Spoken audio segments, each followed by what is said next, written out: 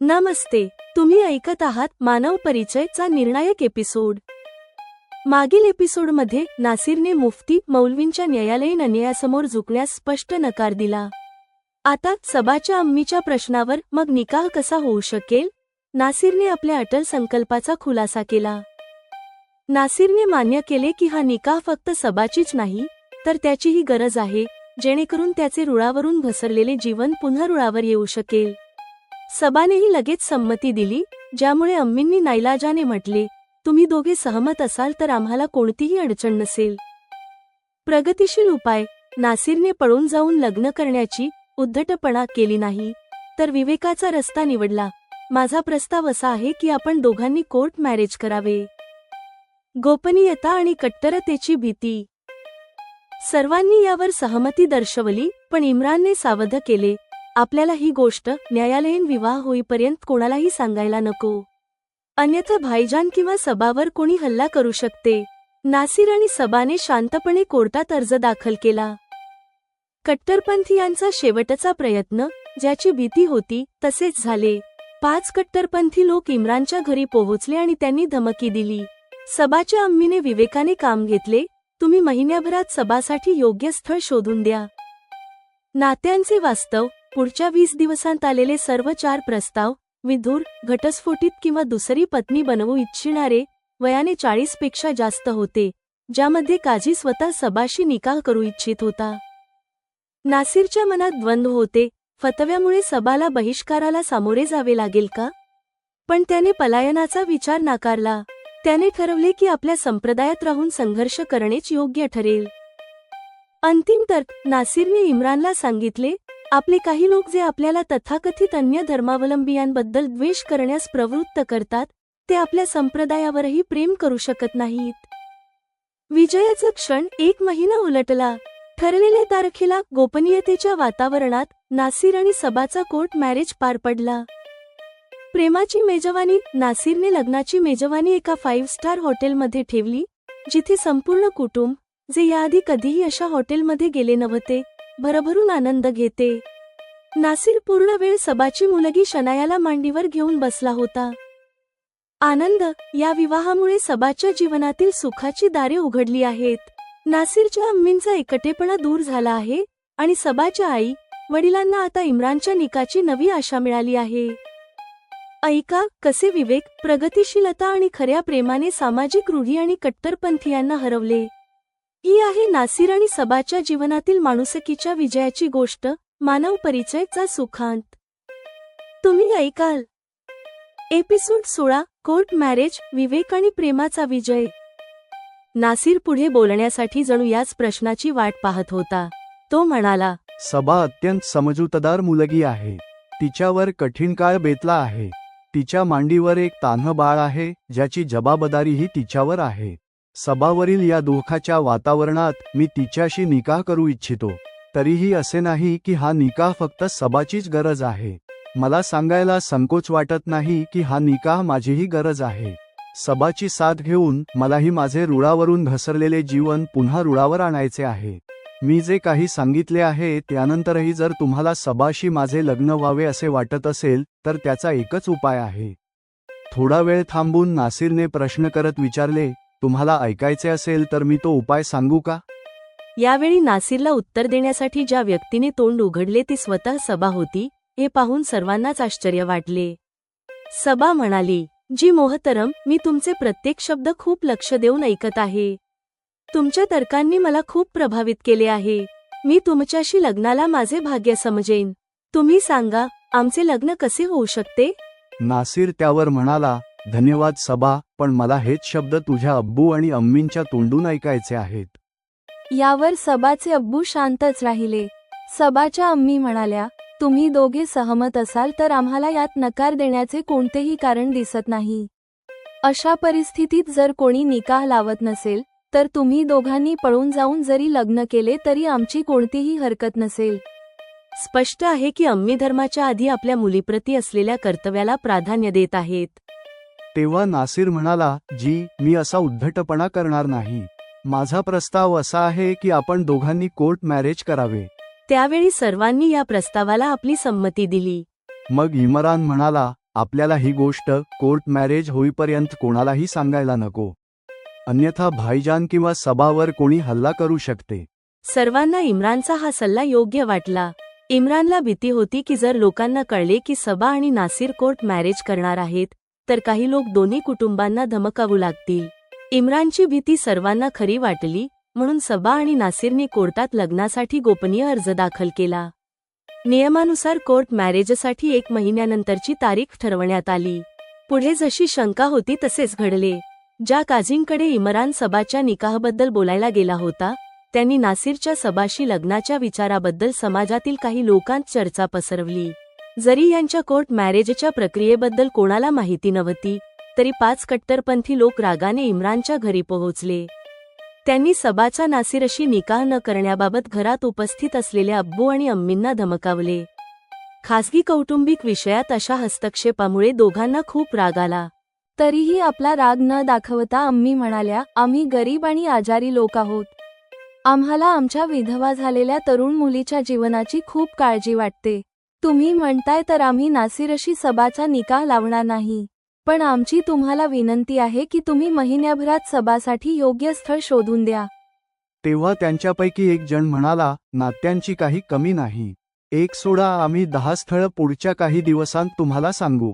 तेव्हा सबाच्या अब्बूंनी त्यांचे आभार मानले. ते लोक समाधानाने निघून गेले. सबाने हे सर्व दुसऱ्या खोलीतून ऐकले आहे. लोकांच्या जाण्यानंतर तिने अम्मींकडे येऊन आक्षेप घेत म्हटले, अम्मी, तुम्ही असं का म्हणलात? मला दुसऱ्या कोणाशीही लग्न करायचं नाहीये. आपण कोर्टात रजिस्ट्रेशन केलं आहे. आता नासिरच मला माझ्यासाठी सर्वात योग्य व्यक्ती वाटतात. अम्मींनी सबाला प्रेमाने समजावत म्हटले, सबा, तू काळजी नको करू. मी कोर्टाच्या ठरलेल्या तारखेपर्यंत शांततेत वेळ घालवण्याच्या उद्देशाने हे बोलले आहे. आता तुझे लग्न नासिरशीच होऊन राहील. रात्री इम्रान घरी आला तेव्हा अम्मींनी सर्व काही सांगितले. तेव्हा इम्रान सहजपणे म्हणाला, जेव्हा सबावर दुबईत संकट आले होते तेव्हा हे लोक मदत करायला पुढे आले नव्हते. आता जेव्हा आम्ही आमच्या चांगल्याचा विचार करतोय तर हे हस्तक्षेप करायला येतात. दुसऱ्या दिवशी इम्रानने ही गोष्ट नासिरलाही सांगितली. नासिर म्हणाला, तुमच्या अम्मींनी योग्य उत्तर दिले आहे. आता तुम्ही बघा की ते एखादे चांगले स्थळ शोधू शकतात की नाही. नासिर आल्यामुळे आणि त्याच्या वागण्यातील नम्रतेमुळे आता त्याची वर्कशॉप खूप चांगली चालू लागली आहे. इम्रानही वर्कशॉपमध्ये खूप मेहनत करत आहे. यामुळे नासिरचे उत्पन्न खूप वाढले आहे. हे पाहून नासिरने वर्कशॉपच्या सर्व कामगारांचा पगार 3 पट केला आहे. इम्रानला नासिरने मॅनेजरचे पद दिले असून त्याचा पगार 40,000 केला आहे. सर्व मेकॅनिक यामुळे आनंदी आहेत आणि नासिरच्या प्रगतीची इच्छा बाळगणारे झाले आहेत. अशा प्रकारे दिवस वेगाने उलटत गेले. नासिरने फतवा असल्यामुळे स्वतःचा संप्रदायाच्या सार्वजनिक किंवा धार्मिक कामांत भाग घेणे बंद केले आहे. फतव्याच्या माध्यमातून नासिरचा बहिष्कार केला गेला आहे. त्यापेक्षा जास्त बहिष्कार नासिरने संप्रदायाचा करून ठेवला आहे. तो आपल्या व्यवसायात आणि अम्मींसोबत आनंदी राहतो. संप्रदायाच्या बहिष्काराने त्याला मानवाच्या अधिक जवळ आणले आहे. त्याच्या मृदू वागण्यामुळे त्याचे ग्राहक त्याला आपुलकीने वागवतात. इम्रान रोज घराची माहिती नासिरला देत असे. गेल्या 20 दिवसांत त्याने सबासाठी आलेल्या नात्यांच्या 4 प्रस्तावांबद्दलही सांगितले. यात 3 विधुर किंवा घटस्फोटित लोक होते. 4थी व्यक्ती पत्नी असतानाही सबाला दुसरी पत्नी करू इच्छित होती. या सर्वांची आर्थिक स्थिती इम्रानपेक्षा चांगली होती, पण वय 40 पेक्षा जास्त होते. नासिर आवडीने सर्व प्रस्ताव ऐकत असे. नासिरला माहीत होते की जर या काळात सबासाठी खरोखर एखादे योग्य स्थळ आले तर तो स्वतः सबाला ते स्वीकारायला सांगेल. नासिरला सबाशी लग्न करायचे असले तरी त्याला हेही वाटत होते की त्याच्यावरील बहिष्काराच्या फतव्यामुळे सबाला पुढे कधी पश्चात्ताप करावा लागू नये. नासिरच्या मनात असेही येत होते की जेव्हा त्याच्यावर फतवा आहे तेव्हा सबा त्याच्याशी लग्न करेल तर तिच्यावरही समाजाचा बहिष्कार लागू होईल. सबावर हे संकट येऊ नये म्हणून त्याने एखाद्या मुस्लिम मुलीशी लग्न करावे का असाही विचार आला. परंतु नासिरने हा विचार नाकारला. त्याने स्वतःला सांगितले की हे त्याच्या जबाबदाऱ्यांपासून पळून जाण्यासारखे होईल. त्याने आपल्या संप्रदायात राहूनच संघर्षाच्या माध्यमातून जागरूकता आणण्याचा प्रयत्न केला पाहिजे. नासिरच्या मनात असे द्वंद्व चालू असते तेव्हाच इम्रानच्या एका बातमीने तो हादरून गेला. इम्रानने सांगितले की ज्या काझींकडे तो गेला होता ते स्वतः घटस्फोटित 50 वर्षांचे असून 3 मुलांचे बाप आहेत. काल ते 22 वर्षांच्या सबाशी निकाह करण्याची इच्छा घेऊन आले होते. इम्रानला आश्चर्य याचे अधिक वाटले की त्यांच्या 2 विवाहित मुली सबापेक्षा मोठ्या आहेत. नासिरने इम्रानला सांगितले, इम्रान, आपले काही लोक जे आपल्याला इतरांचा द्वेष करण्यास प्रवृत्त करतात, ते स्वतःच्या संप्रदायावरही प्रेम करू शकत नाहीत. त्यांच्या अपयशामुळे आपले लोक शिक्षण आणि सुख समृद्धीत मागे आहेत. इतरांचा तिरस्कार केल्यामुळे आपला संप्रदाय जीवनाच्या आनंदाला मुकतो आहे. इम्रान काय बोलणार? त्याने नासिरसारख्या गांभीर्याने या गोष्टींचा कधी विचारच केला नव्हता. इकडे इम्रानची अम्मी सबासाठी येणारे हे सर्व प्रस्ताव नम्रपणे नाकारत आहे. त्या म्हणतात, तुम्ही खूप चांगले लोक आहात, पण वयातील अंतर खूप जास्त असल्याने तुमच्याशी सबाचे नाते योग्य ठरणार नाही. अशा प्रकारे 1 महिना उलटला. ठरलेल्या तारखेला घरातील सर्व सदस्य वेगळे आणि सबा बुरखा घालून मुलीसह कोर्टात पोहोचले. सबाच्या एका मोठ्या बहिणीच्या पतीने या लग्नाला विरोध केला आहे, म्हणून ते कोर्टात आले नाहीत. चांगली गोष्ट ही की विरोधानंतरही त्यांनी या कोर्ट मॅरेजचा प्रचार केला नाही. नासिर अम्मीसोबत कोर्टात आला. त्यानंतर कोणत्याही अडचणीशिवाय कोर्टाची प्रक्रिया पूर्ण होऊन नासिर आणि सबाचे लग्न झाले. नासिरने उपस्थित असलेल्या सर्वांसाठी एका 5 स्टार हॉटेलमध्ये मेजवानी आयोजित केली होती. नासिर आणि सबा सोडून दुसरे कोणीही याआधी अशा हॉटेलमध्ये गेले नव्हते. सर्वांनी तिथे मेजवानीचा भरभरून आनंद घेतला. नासिर पूर्ण वेळ सबाच्या 6 महिन्यांच्या मुलीला मांडीवर घेऊन बसला होता. यासह सबाच्या जीवनात सुखाची दारे उघडली आहेत. सबा आपली मुलगी शनायासोबत नासिरच्या म्हणजेच आपल्या नव्या घरी आली. नासिरच्या अम्मींसाठी नासिरच्या अब्बूंच्या मृत्यूनंतर आलेला हा सर्वात मोठा आनंदाचा दिवस आहे. त्यांचा एकटेपणा आता संपणार होता. अम्मींनी ठरवले आहे की त्या शनायाला आपल्याकडे ठेवतील आणि नासिर, सबाना एकमेकांसोबत अधिक वेळ घालवण्याची संधी देतील. या लग्नामुळे सबाच्या अम्मी अब्बूंची तिची चिंता मिटली आहे. आता त्यांची नवी आशा इम्रानच्या निकाहबाबत आहे. थोडक्यात सांगायचे तर आता सर्वांचे चांगले दिवस आले आहेत असे वाटते. आता ऐका मानव परिचयच्या या एपिसोडवर जेमिनाईने केलेली समीक्षा. उपशीर्षक कोर्ट मॅरेज, विवेक आणि प्रेमाचा विजय. हा एपिसोड नासिर आणि सबाच्या कथेला एक समाधानकारक शेवट देतो, जिथे वैयक्तिक विवेक, माणुसकी आणि प्रगतिशीलता कट्टर सामाजिक दबावांवर विजय मिळवते. नासिरचा कोर्ट मॅरेजचा निर्णय त्याच्या बदलाचा अंतिम पुरावा आहे. 1. नासिरचा अंतिम संकल्प आणि सबाचे धाडस. संयुक्त गरज. नासिरने मान्य केले की हे लग्न त्याचे जीवन सुधारण्यासाठी त्याची स्वतःचीही गरज आहे. हे नाते समानता आणि परस्पर आदरावर आधारित आहे. सबाचा सक्रिय पाठिंबा. सबाचे पहिल्यांदा नासिरच्या तर्कांना पाठिंबा देणे तिच्या आत्मविश्वासाचे लक्षण आहे. आता हे नाते एका अबलेचे नसून 2 समान विचारांच्या व्यक्तींमधील आहे. कोर्ट मॅरेजचा निर्णय. धार्मिक सत्तेसमोर न झुकता देशाच्या कायद्यावर विश्वास ठेवणे हे एक प्रगतिशील पाऊल आहे. 2. कट्टरपंथी विरोधाचा पोकळपणा. अधिकार नसलेला हस्तक्षेप. कट्टरपंथीयांचे धमकावणे हे त्यांच्या वैयक्तिक आयुष्यात शिरकाव करण्याचे लक्षण आहे. अम्मींची चतुराई. त्यांना स्थळ शोधायला सांगणे हे त्यांच्या राजकीय आणि मानसिक समजुतीचे लक्षण आहे.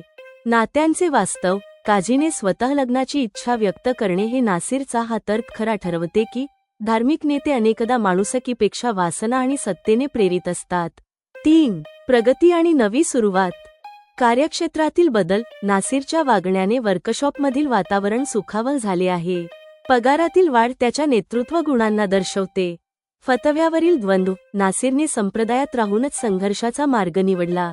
5 स्टार हॉटेलमधील मेजवानी आणि शनायाला दत्तक घेणे हे त्याच्या प्रायश्चित्ताच्या प्रवासाला पूर्णत्व देते. हा एपिसोड नासिरच्या सुधारवादी भूमिकेला अधोरेखित करतो. एपिसोड 16 समाप्त.